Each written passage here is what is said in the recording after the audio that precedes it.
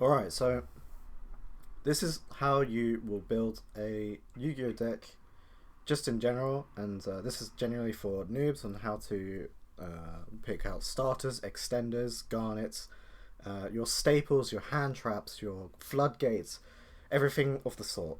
So we're going to start off with your card's engine, and your engine will start off with a starter, the extender, and a garnet. So what is a starter, an extender, and a garnet? Well, a starter is a card that you'll play first, and basically start off your combo, your engine combo that you want to go off from. In this case, I will look for a starter. Let's say we're going to make a shark deck, a shark exceeds deck. They're very, very basic, very easy to understand. So we'll go for shark. So if we're going for a shark deck, what's a great starter? What's something that's going to start off my engine? Well, I know Hammerhead Shark can start off my engine, so I can consider him. He's probably not competitive, because there are better starters, but he is a starter, so let's add him. We know that Buzzsaw Shark is one of the best shark starters in the game. This will allow you to get into Right Hand Shark, but for now we're just looking at starters for the shark deck. And of course we've got Lantern Shark. Lantern Shark is probably second to Buzzsaw Shark, allowing you to special summon a shark from your hand. Usually you want to go from a Lantern Shark into a Buzzsaw Shark, so that you can use Buzzsaw Shark's effect to get another level 4 fish monster, usually right hand shark. If you had Hammerhead Sharks in your hand, for instance, you can then use Hammerhead Shark's effect, and so forth. But these are your engine starters. Popular other engine starters would be Alistair the Invoker. He's a very good engine starter, and then he would grab you your extender for that engine, which would be the Invoked. What is it? Invocation. That would be your extender for this. But in Shark's case, we've actually got Angler. So we got Silent Angler's a great one, and we got Nettle. Another great starter would be Beautiful. I can't even spell. Tunaful Fish. This is a great starter. So yeah, I've basically got 6. So I've got 9 starters. Let's get rid of Hammerhead Shark because it's not great for this deck because it focuses on getting level 4s out. What this means is that 9 out of 40 cards in my hand, if I just get rid of the extenders for now, 9 out of the 40 cards in my hand will allow me to push my engine out, which is good. And it, like usually consistency, you want about 9 to 12 starters. You always want like a starter in your hand, and it really depends on how your deck is playing. For instance, Sky Strikers don't have a lot of starters because you've got monster starters even, because you've got Ray and you've got Rose, but you can go into area 0 to get your engine out as well, and you've also got Hornet drones to get them out as well. So again, even with a control based deck which doesn't have a lot of monsters like Sky Strikers, you're still running about 9 to 12 starters per deck. So from here we could go into the extenders, and we could go back to the Angler, and we could go back to the Nettle. So what these do is this extend your combo to allow you to do things. In this case, what happens is let's just say you normal summon Buzzsaw Shark and you want to get Buzzsaw Shark's effect out. Your opponent Ash Blossom Enjoying Springs it. It's like completely negated. You don't get that search out. You don't get that extra monster. Well, what these two do is they will special summon from your hand. Actually, another great Water Exceeds extender would be this 10-year Water Spirit, Safana. And yeah, basically what it allows you to do is go, okay, well, my starter didn't work out, but I can still get my engine because I have something out on the board. And in this case, it's Silent Sea Nettle. In terms of Invoked, if I wanted to go back into Invoked, it's really good example. You could go into, there's another, you can go into Almirage, basically. This is basically your extender, and why the Invoked engine is so good, because you've always got that extend in your hand. You go, oh yeah, Alistair's you know, to extend this combo, Alistair's not really working out. I could play Almirage, send Alistair to the graveyard, and then from there I can play on. But in terms of the in the Shark deck, this is what we've got now. We've got 9 starters and we've got 7 extenders.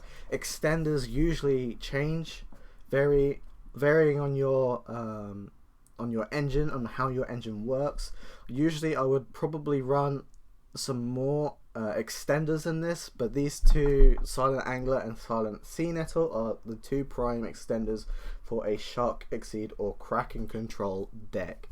So from here we can go, okay, well now we can Exceed summon into a level 4 Bahamut Shark or a Kraken if we manage to get out whatever level rank 4 exceeds we want.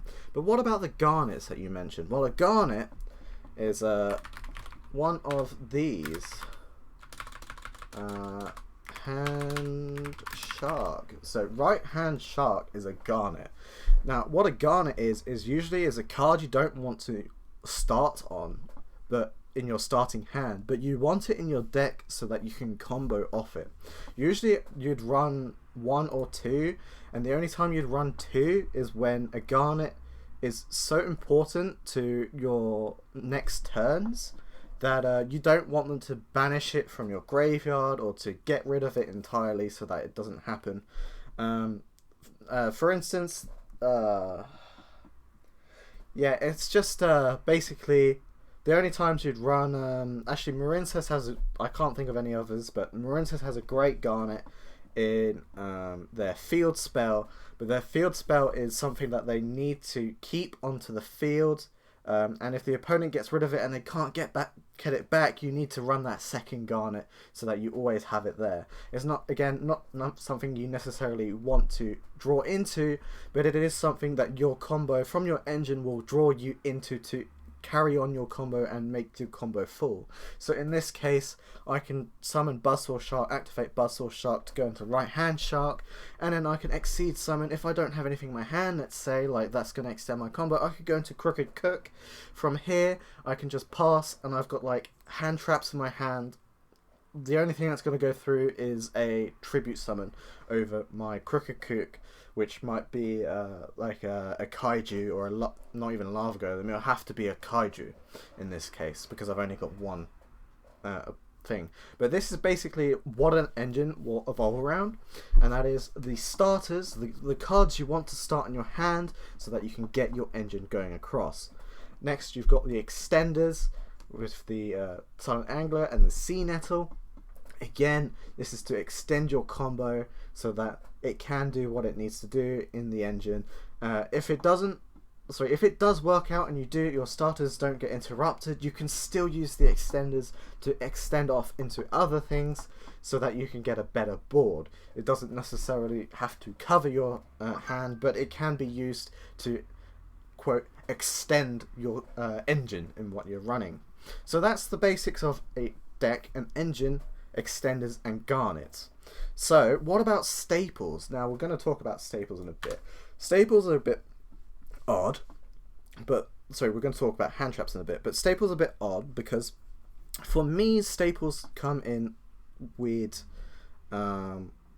things, in weird categories. That's the word I'm looking for.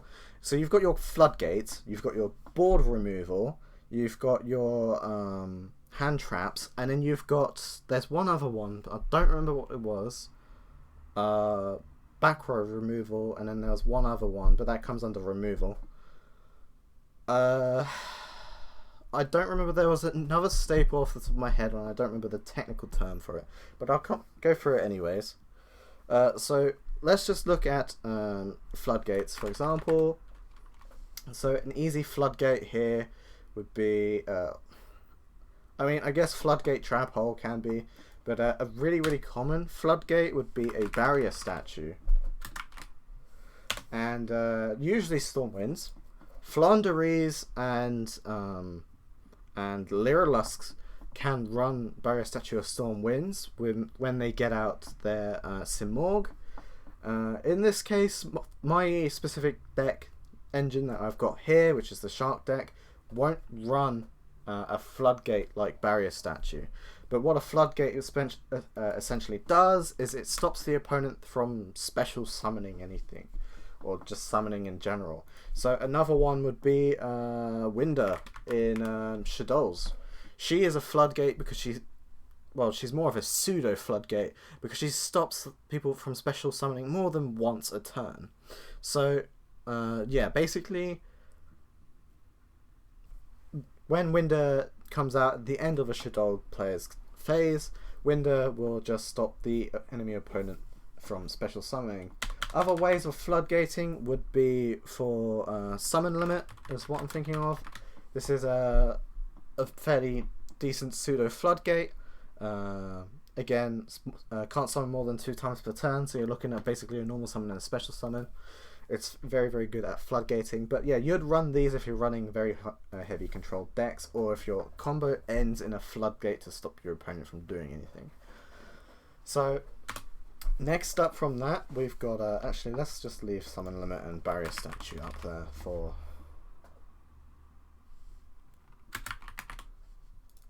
just for explanation's sakes. So now we've gone through floodgates.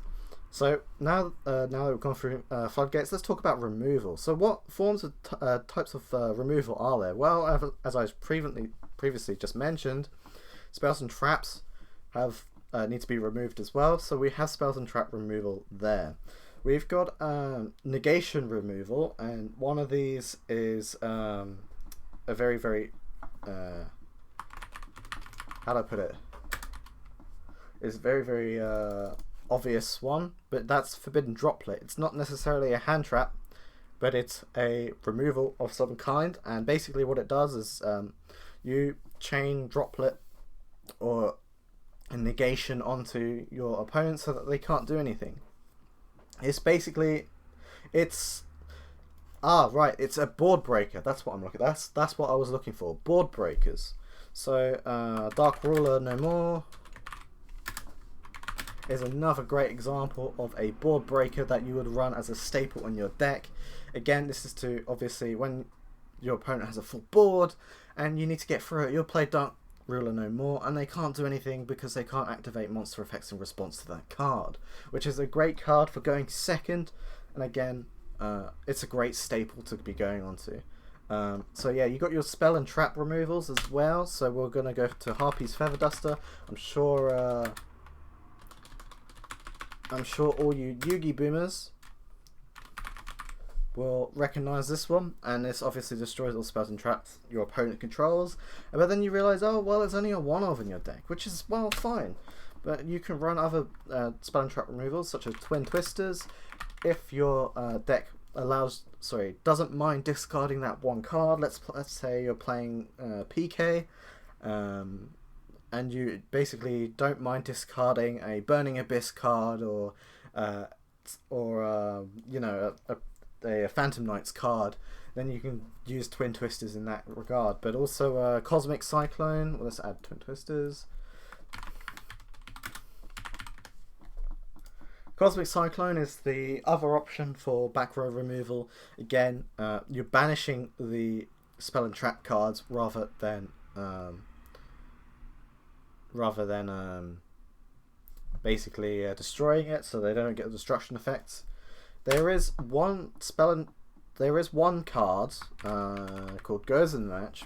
Now this card is a board breaker, but it's also spell and trap removal. It's a hybrid of the both. And basically, you play this. Oh no, it's not Goes in Match, is it? No, it's not Goes in Match. Is it Rival? No, it's not Rivalry. Oh no, I'm thinking of Evenly Matched. My apologies. So Evenly Matched allows you, at the end of the battle phase, you can play Evenly Matched, and you can banish all but one of the opponent's cards on the field, or how many cards to match how many cards you've got on your fields, and banish them face down. What this means is, if you've got one monster and evenly matched, if you've got one monster and you play Evenly Matched at the end of the battle phase, Evenly Matched will Evenly Matched will make the opponent send as many cards to their field until they have 2 cards on their fields to match your field, basically. Because evenly matched counts as a card on your field because you're playing it. But yeah, those cards will get banished face down, and that means if they got any banish effects, for instance, Thunder Dragon decks, evenly matched will say no to that because they can't activate their effects because they're face down. So yeah, evenly matched is a great board breaker, add spell and trap remover. Highly recommend it for this current engine that I'm looking at right now, Sharks, and the reason for that is because you don't play many bodies on the board. So yes, again, evenly matched is a great board breaker and spell and trap removal. So now that we've gone through board breakers, we've gone through removals, and we've gone through floodgates, there's one other staple that we need to cover, and that is hand traps.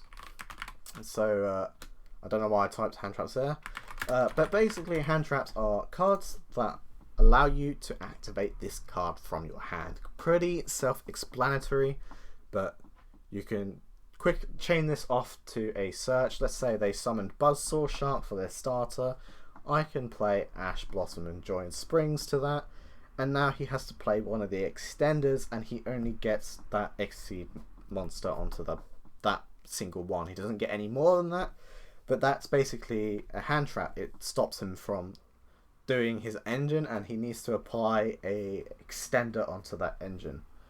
Other hand traps which are great is Effect Veiler.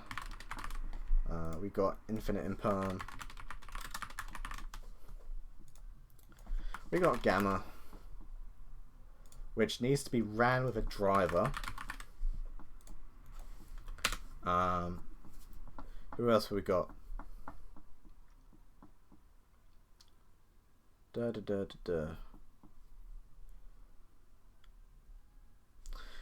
do I forget the big rock? Nibiru, Lancia, Droll and Lockbird,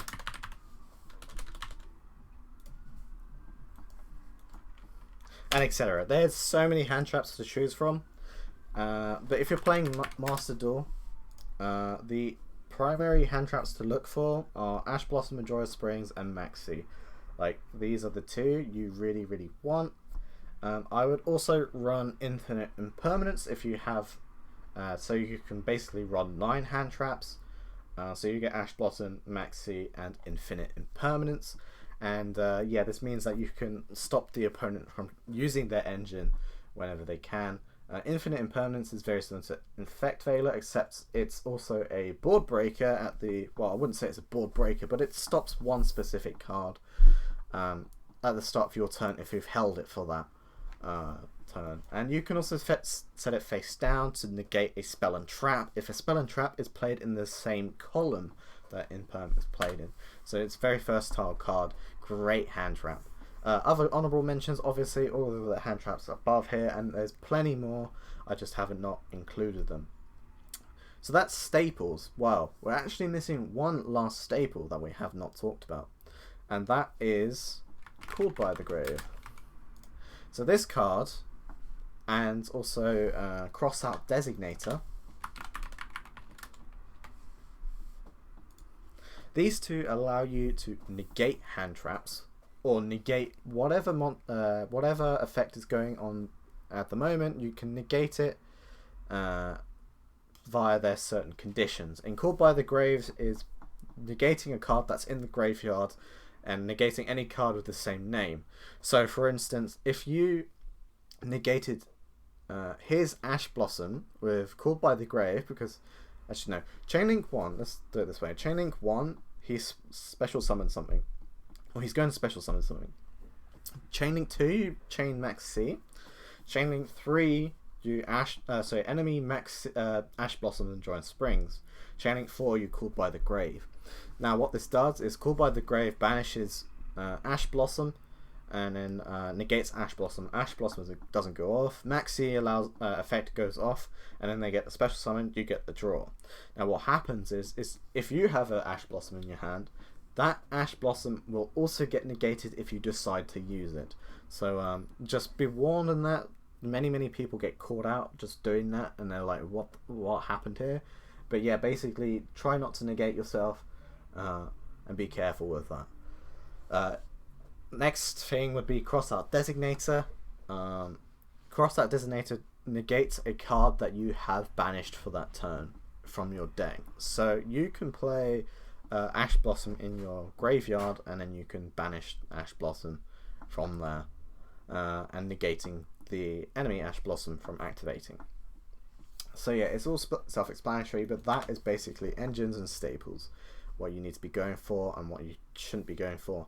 There are other staples that we can talk about for the extra deck, but there are other staples in the extra deck and engine cards in the extra deck that you can run, such as the Almirage and Access Code Talker, but we're not going to talk about that just right now. We're just talking about how you want to make a main deck and what you're initially looking for in how to make it on making a main deck and specifically. So if we were going to go to let's just save this. If we're actually going to make a shark deck, there we go. This is what I'm basically running. This is what I run in my locals. It's very self-explanatory, but it gets whatever done. I'm actually thinking about getting rid of Anti-Spell Fragrance. That can go. Generation Force I'm really not fussed about. But yeah, this is what I ran, basically thinking about how I should construct my deck, because I've basically asked myself, how many starters do I have? Well, I've got 5 here, we've got another 3 here for 8, so that's 8 starters, 9 starters here. So we've got 9 starters again, fitting in with that 9 to 12, usually what you want about. And then we got that 1 Garnet we were talking about, and then we got 4, 6, 9 extenders as well, 10 extenders, we got 13 extenders, 14 extenders. So yeah, again, we're playing to extend that engine. These cards allow you to extend those engines. Again, staples here. We've got staples here. More staples in Pot of Desires. Pot of Desires is now at 1. So yeah, I obviously don't play on Edo at all, but I use it for constructing my deck. We got some more staples in Gamma Seal Kaiju. And yeah, that's basically how you think about making a deck. So again, just for a TLDR, you got your starters, you've got your extenders, and you've got your garnets. A starter is a card you want to start off with in your hand. An extender is a card that extends your engine. And then your garnet is a card that you need for your engine, but you don't want to start with it. Then we have the staples. We got the hand traps. We have the card draw or whatever. This it's a staple. We can't really go into it. It's just a pot card. It draws. It's self-explanatory. It allows you to draw cards. We got the hand traps, and then we got a somewhat floodgate. Anti-spell fragrance is okay in that regard. But yep, this is